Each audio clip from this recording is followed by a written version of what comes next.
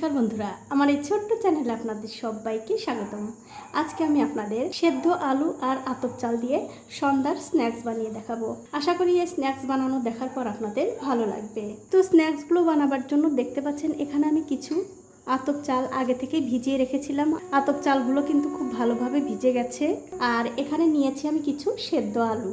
এখন আমাদের যা করতে হবে, এই আতপ চালগুলো একটা মিক্সিং জারে দিয়ে খুব ভালো করে বেটে নিতে হবে।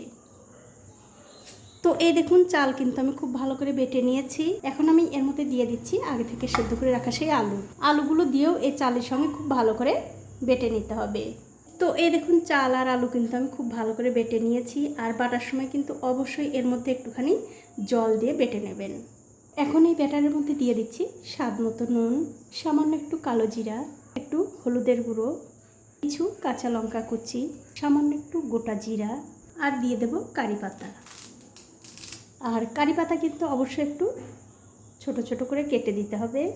সবশেষে এর মধ্যে দেবো আমি সামান্য একটু গরম মশলার গুঁড়ো। তারপর হাত দিয়ে সমস্ত কিছু খুব ভালো করে মাখিয়ে নিতে হবে। আমি এখানে আজকে নিরামিষ করে করছি, আপনারা চাইলে কিন্তু এর মধ্যে পেঁয়াজও দিতে পারেন, কোনো অসুবিধা নেই।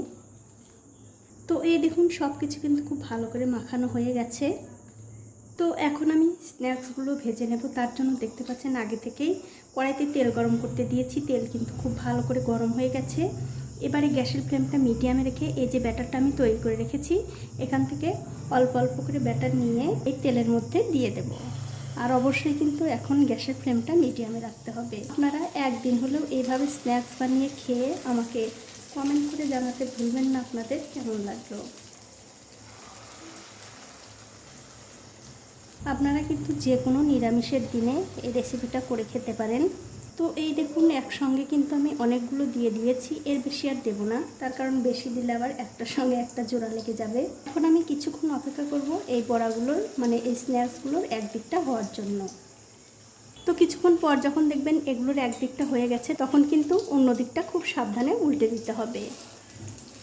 আর দেওয়ার সঙ্গে সঙ্গে কিন্তু এগুলো উল্টানো যাবে না, তার কারণ খুবই নরম থাকে, ভেঙে যেতে পারে।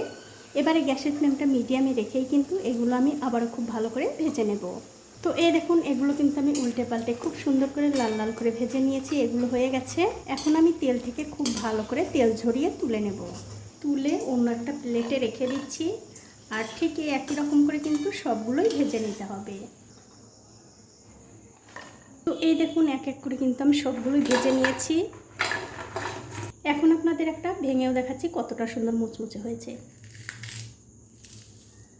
দেখুন, আপনারা কিন্তু আওয়াজ শুনেই বুঝতে পারছেন কতটা মুচমুচে। আর এই স্ন্যাক্সগুলো কিন্তু বন্ধুরা আপনারা এরকম একটু টমেটো সসের সঙ্গে পরিবেশন করতে পারেন, খেতে কিন্তু দারুণ লাগে।